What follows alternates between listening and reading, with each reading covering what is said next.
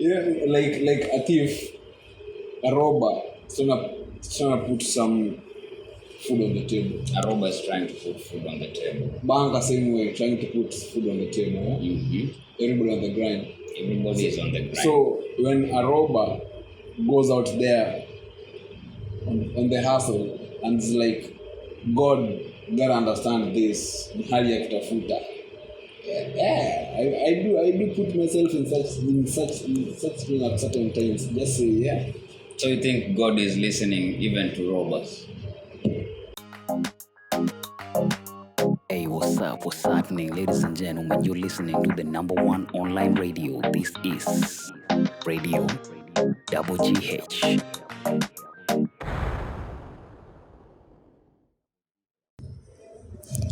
Yes, man alive. Man alive, not yet.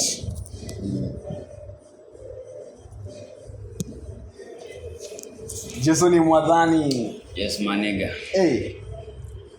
Welcome again to another fantabulous episode of the GH. You have me, the D, and the V, always doing the S. I got my boy J to the H. Hey. Jamaica. In the building. In the building, bro. We're about to shut this place down. How have you been? Been good, man. Unasemaje huko? Kutulia tu. Everything be nice. Really notice.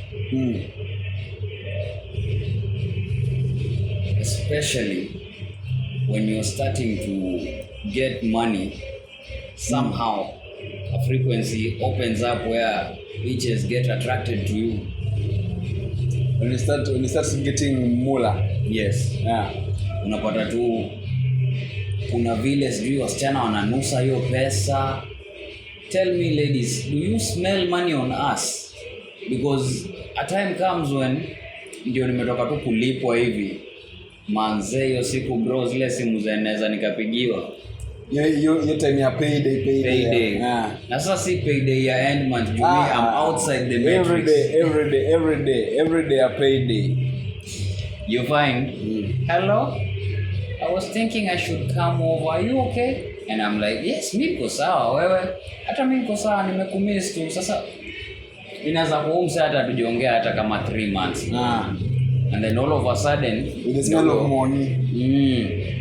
I swear, bro, these girls is like they have that. Have you ever heard a dog whistle? Dog whistle. Yeah, there's a dog whistle. If I blow it, you can't feel me make that noise. It's like it's on a frequency where dogs can only hear. Yenye au pianga usiku like kinama. It's a human thing. So you put it on your mouth and you blow it, and if there are dogs nearby. It's actually an object called a dog whistle. Yes. I thought you're talking of like a sound that the dogs produce and a dog whistle. Like now it's a human whistle. So if you have that and you blow into that, dogs that are around you, they get that frequency and they come. So it's like a way of calling dogs. But then you can still weaponize it and use it to chase them away. Sometimes burglars use this. I feel like women, they have this sense inside them. Acha leo tupigie Steve mtu wangu. Edi ni kama amelipwa. Yeah. I'm burning. I want this and this and this, and I'm like, but how did you know? No. Yeah, I always believe you have. I'm like, okay. That's okay. She is a believer. She's a believer. That's another thing. But don't you think pesa iko na senti yake tu ile money has its own like perfume yake ukisikia tu. Kitaka bank nasema tu. Maybe talking of bank bro, nani andanga home na kifungia bank? Si Soja ndiye atakuja kufungia Soja ndangi home. Soja si wana baki plan. Sasa kama ako huko basi ile kifungu ya safe ile, si ndio? Si bank manager. Sasa urauke bank alafu pate kama hajafika na wanataka kudraw mamita zako kadhaa na ndio mpaka nitoke tu pale kwa safe. Hiyo ni lazima msee utamngojea mbaya sana. Kwa hivyo nasema ukitaka kurob bank the easiest way ni kutafuta bank manager. The bank manager should be your inside guy the first place. If you're planning to have a robbery, then requirements: number 1, getaway driver; number 2, a good team; number 3, you must have an inside man. Unapata? Na number 4. Number 4, a great plan. Those are just requirements. Yes, you could have all the ingredients and then cook wonders. So with the great plan, do you think how you gonna use this money after your heist yote? After heist? Yeah.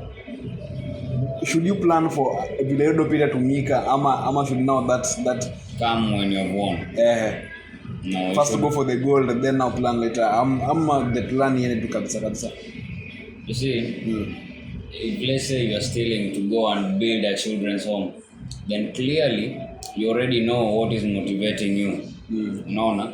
Lakini kama una steal alafu ukishika ile dondo ndio ujue nini ndio utafanyia, then you didn't need the money in the first place. You just were chasing that thrill of stealing. Yo heist ingine ilikuwa hivi recently. Was it like January?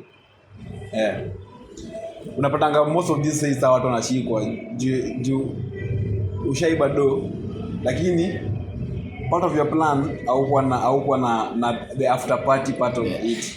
It's an after party, bro. Ulikuwa you're telling me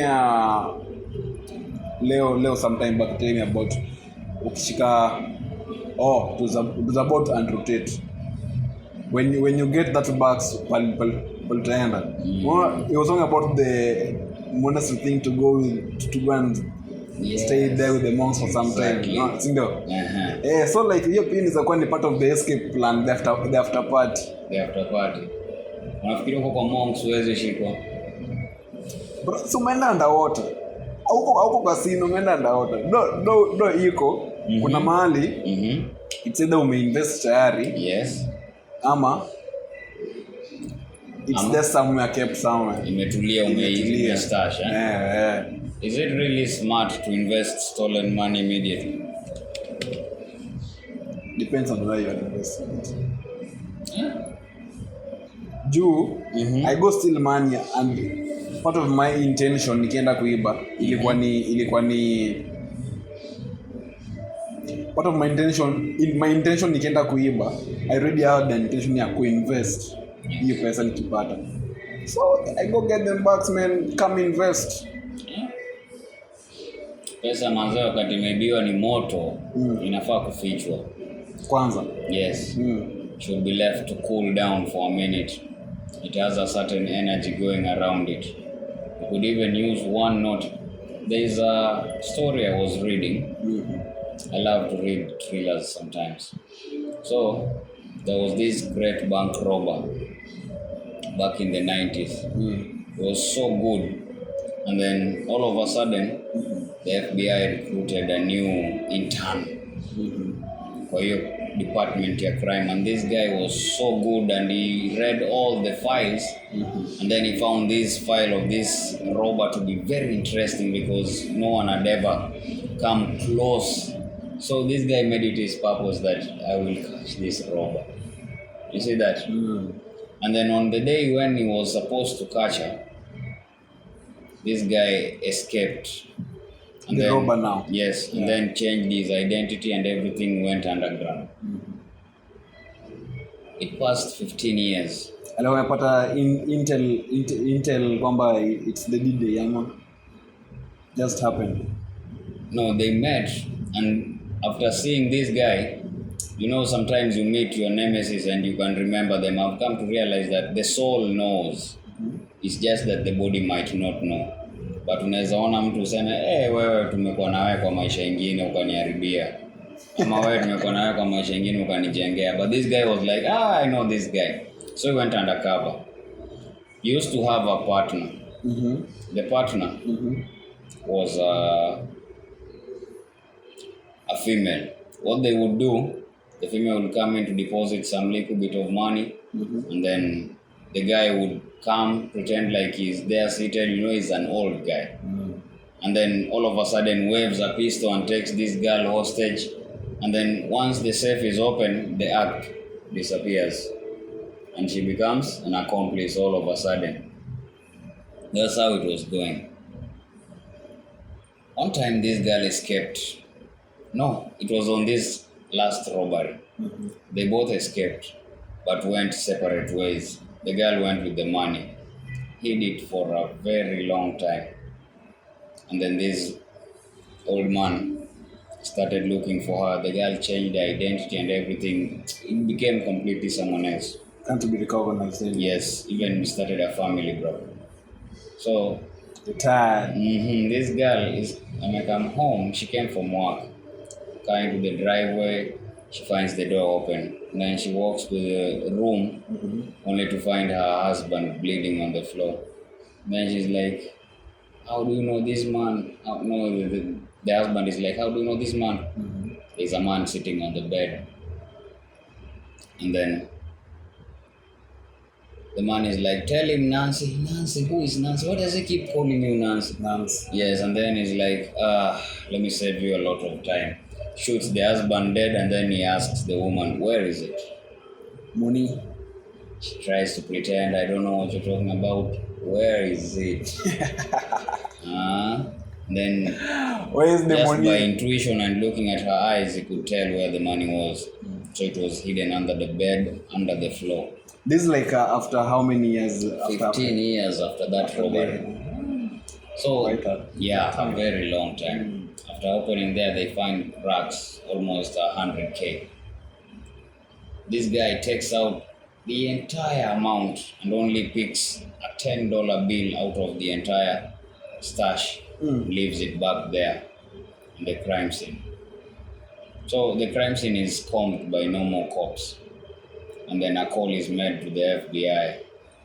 Who is receiving the call?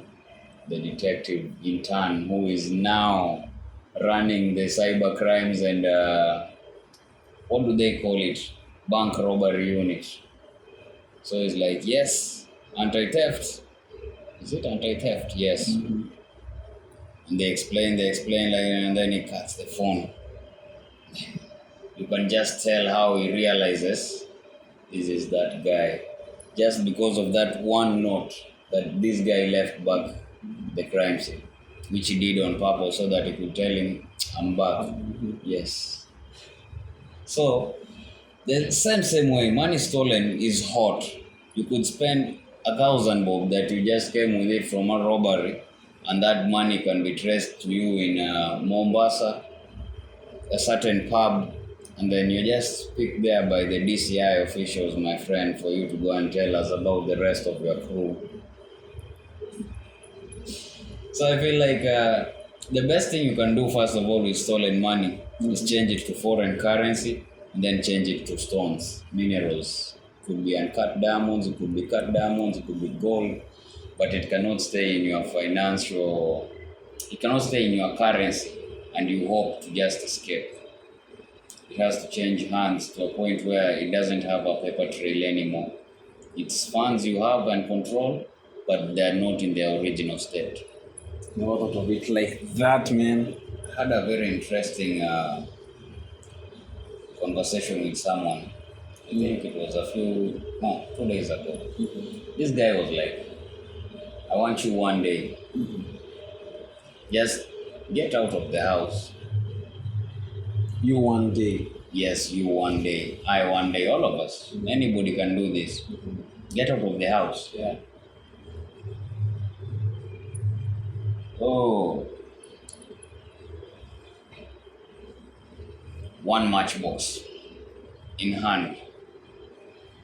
Walk nearby any place you want, but I would advise you to find, let's say, a hotel or something. Place where matches would be needed. And then trade the match for whatever they're willing to give you. Don't say it's not the same value, it's not. Just trade the matchbox for whatever they want. If it's a plate, if it's whatever it is they want to give you, take it. And then find someone you can trade that to and continue that until you finish 1 hour and see what you end up with in an hour in your hands from a matchbox. So you could do this 100 times and every day is gonna become a different result. Sometimes you could go from a matchbox to a soda, a cold soda. Sometimes you could go from a matchbox. You can end up in a G-Wagon. In a G-Wagon. You may end up in a G-Wagon as long as you know. Yeah, bro. As long as you believe and you play your cards right. I love to see you know the worth of whatever you are holding in your hand at the moment. You can end up in a G-Wagon. So this guy, after giving me the story, told me this story is not about people. This story is not about matches. It's about each and all of us as human beings. Yeah. We all have different value that we perceive things, that we perceive one another. So, always trade up yourself in the marketplace and see what you end up with at the end of the day, because you have a lot to offer. It's not just about the match, it's about ourselves and what we are as value to the marketplace, which is life. Whatever you can offer in life. Acheki akili yako ikianza kurun at 10%, you become already immediately somebody else. Now imagine if your mind is running at 100%. Super. Who are you? You're not one of us. And let me ask you that question again. Yeah. Who are you? I am who I am. You are who you are. But who is that? What is that? God, I am who I am. You are God. I believe. We all have God essence inside us. And God is watching. He's just at the end of the tunnel watching through all of our eyes. If you could think of if you are a vampire, yeah, every single vampire you turn, they are connected to you somehow. Which means if you die, they all die. What they see, you see. If they experience any kind of pain, you experience that. Same kind of if they experience joy, you experience joy. You see that? Like the twin flame we're talking about? Yeah. So seeing as I'm telling you about the vampire and you're bringing on the twin flame story, the same way God is in all of us, is watching. Yeah.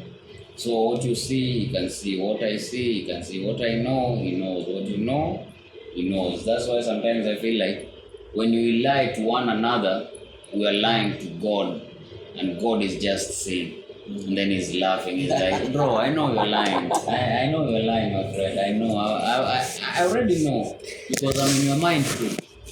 Yeah. I'm this kind of guy who, when I want to do something like weird, I tell God this one, but just gotta understand. And this is when you gotta understand. Like a thief, a robber, trying to put some food on the table. A robber is trying to put food on the table. Banker same way, trying to put food on the table. Everybody on the grind. Everybody is on the grind. So when a robber goes out there on the hustle and it's like, God gotta understand this, hali ya kutafuta. Yeah, I do put myself in such thing at certain times. Just say, yeah. So you think God is listening even to robbers? Man, if whatever you are doing, you have genuine intentions. So unaenda kuhurt mtu lakini you are hurting mtu to save mtu mahali. You are hurting someone to save someone. Yeah. Don't you think God could save that person and you would not but have when you're to? also a God, you can take up that role and save the other person. We are connected. We're all connected. We are all connected. Wow. So if you're also a God, you can take up that initiative. Yeah. Do you believe in love, bro? I believe in love. What kind of love? Like at what point? I believe in love. Loving a neighbor. Nah, I'm not Listen, talking about the I believe in love. Like you can love your neighbor. You are my neighbor. I can love my neighbor. I believe in love between a man and a woman. Okay. Yeah. Those are two kinds of love. Those are two kinds of love. Yeah. So the love between a man and a woman. Yeah. How do you tell it's genuine? The love between a man and a woman. Yes. From how to tell it's genuine, like say you see two people in a relationship and then you who is on the outside, you want to tell if whatever they have is genuine. No. If you find something, let's say I find something, how do I know this thing is truly genuine? Not someone who is just coming to waste my time. Or from the inside perspective, like now you and the other person. How do you know the other person is genuine? It's not about her. It's about you. How do you tell this is genuine? You know. How do you tell the kind of love you are receiving is genuine? Yes. Ah. Yes. Now you have gotten the question perfect. I think just get to watch the. Watch. You just get to watch intentions za mtu. Utajuaje intentions za msee mtu wangu na vile watu hapa nje ni savage? How do you tell love is genuine? Actions. Yes, not intentions, actions. Let me say that. What if this person is an Oscar nominated actor? Amekuvalia mask hapo. What you're saying is not what is really going on in your partner's mind or something like that. How do you survive that? Like, there's a way you can tell this person is not wasting my time, or there's no way. You just have to live on a what if. I'm trying to think about it. Do you have to live on a what if? No, you don't. No, you don't. At all. What can you do? What can you do? Yeah. First things first, we're still on the God side. You gotta pray, man. Yeah. Pray for guidance. And then don't set up any frequency open in your mind that allows your partner to indulge in some mischievous activities, okay? Don't have such a thing as I'm going with the flow. If it goes like this, that going like that unafaa umeitoa kabisa. Unafaa kuwa umesha take control kwa akili ukaiambia hapa hivi msee ndio tunatulia. Hii ndio mti nimependa. Because the reality that way. Yeah, exactly. Yeah. Kwa sababu yeah. Let me try and show you something amazing. You see, the human mind cannot comprehend when you tell it not to do something.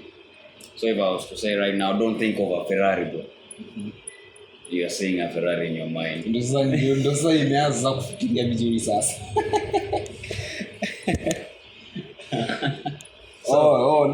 Now that's what you mean, like tuning to that frequency. Because if you tell your mind not to do something, it's going to find more of that thing to do. That is why we're not good at following orders or instructions, especially when they don't suit our conditioning. Is that now the subconscious mind or the conscious mind that now will want to dwell on whatever you just told it to not do? That's the subconscious. Yes. That's why when you tell your kids, don't go to play in the mud, what do they do?